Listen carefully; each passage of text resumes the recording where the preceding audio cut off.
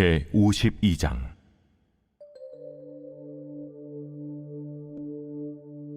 시드기야가 왕위에 오를 때에 나이가 21세라 예루살렘에서 11년 동안 다스리니라. 그의 어머니 이름은 하무달이라 림나인 예레미야의 딸이더라. 그가 여호야김의 모든 행위를 본받아 여호와 보시기에 악을 행한지라. 여호와께서 예루살렘과 유다에게 진노하심이 그들을 자기 앞에서 쫓아내시기까지 이르렀더라. 시드기야가 바벨론 왕을 배반하니라. 시드기야 제9년 10째 달 10째 날에 바벨론 왕 느부갓네살이 그의 모든 군대를 거느리고 예루살렘을 치러 올라와서 그 성에 대하여 진을 치고 주위에 토성을 쌓음에 그 성이 시드기야 왕 제11년까지 포위되었더라. 그해 넷째 달 9일에 성중에 기근이 심하여 그 땅 백성의 양식이 떨어졌더라. 그 성벽이 파괴되매 모든 군사가 밤중에 그 성에서 나가 두 성벽 사이 왕의 동산 견문길로 도망하여 갈대아인들이 그 성읍을 에워쌌으므로 그들이 아라바 길로 가더니 갈대아 군대가 그 왕을 뒤쫓아가서 여리고 평지에서 시드기야를 따라잡으매 왕의 모든 군대가 그를 떠나 흩어진지라. 그들이 왕을 사로잡아 그를 하마 땅 리블라에 있는 바벨론 왕에게로 끌고 가매 그가 시드기야를 신문하니라. 바벨론 왕이 시드기야의 아들들을 그의 눈앞에서 죽이고 또 리블라에서 유다의 모든 고관을 죽이며 시드기야의 두 눈을 빼고 노사슬로 그를 결박하여 바벨론 왕이 그를 바벨론으로 끌고 가서 그가 죽는 날까지 옥에 가두었더라. 2022년 5월 27일 새벽 하나님의 말씀은 예레미야 52장 1절부터 11절입니다.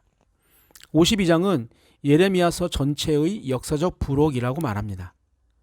이 내용은 열왕기하 24장 18절부터 25장 30절과 문자적으로 거의 일치하고 있습니다. 이미 여러 차례 성경에서 언급된 내용을 다시 다루는 것은 지금까지 주어졌던 예레미야의 심판 예언과 회복 예언이 결국은 하나님에 의해 지켜진다는 것을 보여주려는 의도 때문입니다.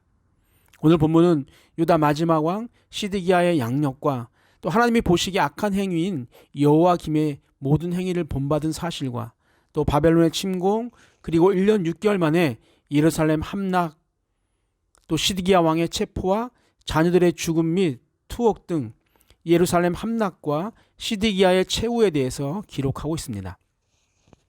유다 왕 시드기야는 바벨론의 느부갓네살에 의해 21살의 왕위에 올라서 유다가 망한 BC 586년까지 11년간 나라를 다스렸습니다.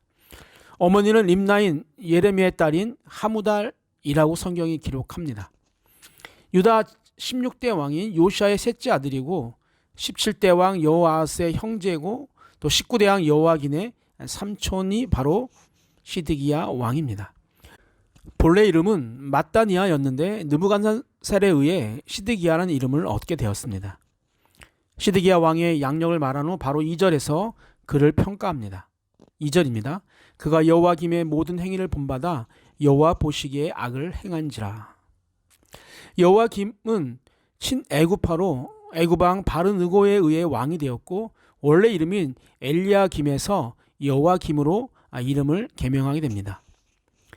왕으로 있으면서 무거운 토지세를 부과하고 예레미야가 전한 예언들이 기록된 두루마리를 불사르는 등 악한 행동을 서슴지 않고 행한 왕이었습니다. 그런데 시드기야가 지금 그런 여호야김과 같이 하나님이 보시기에 악한 행동을 했다고 말하는 것입니다. 악은 하나님께서 정하신 기준을 깨트리는 것입니다.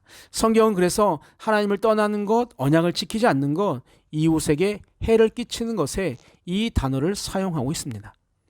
시드기야는 또 우상을 숭배하고 이방 종교를 허용하였습니다. 예레미야의 경고를 무시하고 예레미야를 옥에 가두는 일도 하기도 했습니다. 또 하나님이 보시기에 악을 행했다고 말합니다. 이는 선악의 절대 기준은 인간의 양심 혹은 사회적 제도나 윤리, 도덕이 아니라 절대 주권자이며 또 절대 선이 되시는 하나님의 관점에 있다는 사실을 확인시켜 주는 것입니다. 시드기야는 바벨론으로부터 독립을 꾀하는 행동을 했습니다. 인간적인 시각으로 보면 긍정적으로 평가할 수 있을지 모르지만 이 또한 바벨론을 사용하여 유다를 심판하시려는 하나님의 징계를 거부하는 악한 행동인 것입니다. 하나님은 그런 악한 행동을 보시고 자기 얼굴로부터 쫓아내시기까지 예루살렘과 유다에게 진노하셨습니다. 하나님의 얼굴은 하나님의 보호와 은혜 그리고 임재를 상징하는 단어입니다. 얼굴로부터 쫓아내시겠다는 것은 더 이상 유다에게 은혜를 베풀지 않겠다는 것을 의미하는 것입니다. 우리는 하나님의 창조물입니다. 하나님과 소통할 때 행복한 존재라는 의미입니다. 하나님과 함께할 수 없다는 것은 그래서 행복할 수 없다는 것을 의미합니다. 결국 하나님과 소통하지 못하는 유다는 멸망의 길을 걷게 되는 것입니다. 하나님과 소통이 되지 않은 시드기야는 유다를 심판하기 위해 바벨론을 사용하실 것을 수차례 예레미야 선지자를 통해 말씀해 주셨는데 그런 바벨론을 배반하게 됩니다. 이는 바벨론에 의해 심판을 더욱더 앞당기는 결과를 가져오는 어리석은 행동입니다. 바벨론 왕 느부갓네살은 시드기야 제9년 10월 10일 모든 군대를 이끌고 예루살렘을 공격하기 위해 왔고 성을 함락하기 위해 예루살렘 성 주변에 진을 치고 토성을 쌓게 됩니다. 무려 1년 6개월 동안 포위가 되었고 극심한 기근이 닥치게 되고 양식까지 다 떨어지게 됩니다. 결국 유다가 자랑하던 예루살렘 성벽이 파괴되고 모든 군사가 밤중에 몰래 나와 아라바 길로 도망을 갑니다. 성경에서 아라바는 자주 도피처로 언급되고 있습니다. 다윗이 사울에 쫓길 때 마온 항부지 아라바로 숨었고 아브넬이 요압 장군을 피해 마하나임으로 돌아갈 때 아라바를 지나갔다고 기록하고 있습니다.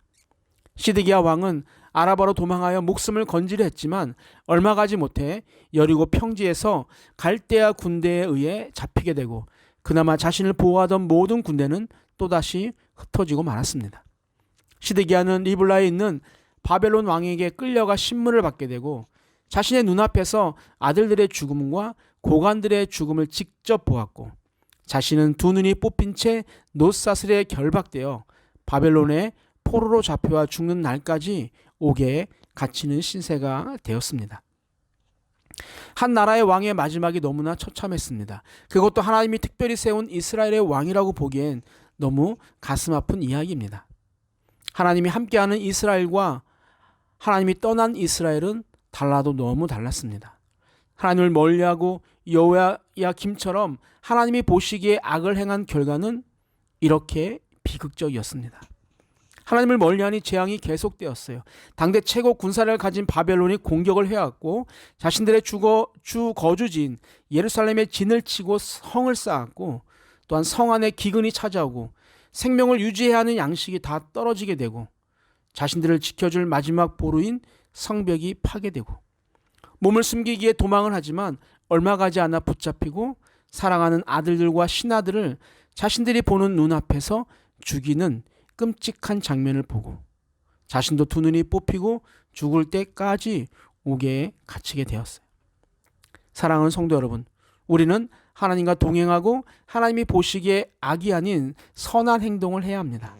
시드기야가 경험한 일들이 우리의 일이 되지 않게 해야 합니다. 무엇이 여러분과 함께하면 좋을까요? 다른 것은 없습니다. 오직 나를 사랑하시고 나의 모든 것이 되시는 하나님이 우리와 함께 해야 합니다. 산도롭게 모든 성도님들이 늘 하나님과 함께 하시기를 주님의 이름으로 축복합니다. 아멘. 사랑의 하나님 아버지, 오늘 나는 누구와 함께 하려고 애쓰고 있습니까? 먼저 내 안에 하나님이 함께하는 삶을 살아가게 하여 주옵소서. 하나님이 함께하는 삶과 하나님이 떠난 자의 삶이 얼마나 다른지를 알게 하시고 늘 주님의 손을 잡고 함께 걸어가는 우리가 되게 하여 주옵소서. 돌아오는 주일 예배 후에 성도들이 교제하길 원합니다. 성도가 서로 교통하는 귀한 시간이 되게 하여 주옵소서. 감사하신 예수님의 이름으로 기도하옵나이다. 아멘. 우리 함께 기도합니다. 첫 번째, 세상이 아닌 하나님과 함께하는 자가 되게 하여 주옵소서. 두 번째, 하나님이 함께 하실 때 나의 삶의 형통이 찾아온다는 것을 믿는 믿음을 주옵소서. 마지막, 주일 예배 후 친교의 시간을 통해 다시 하나 되는 역사가 일어나게 하여 주옵소서. 우리 함께 기도하시겠습니다.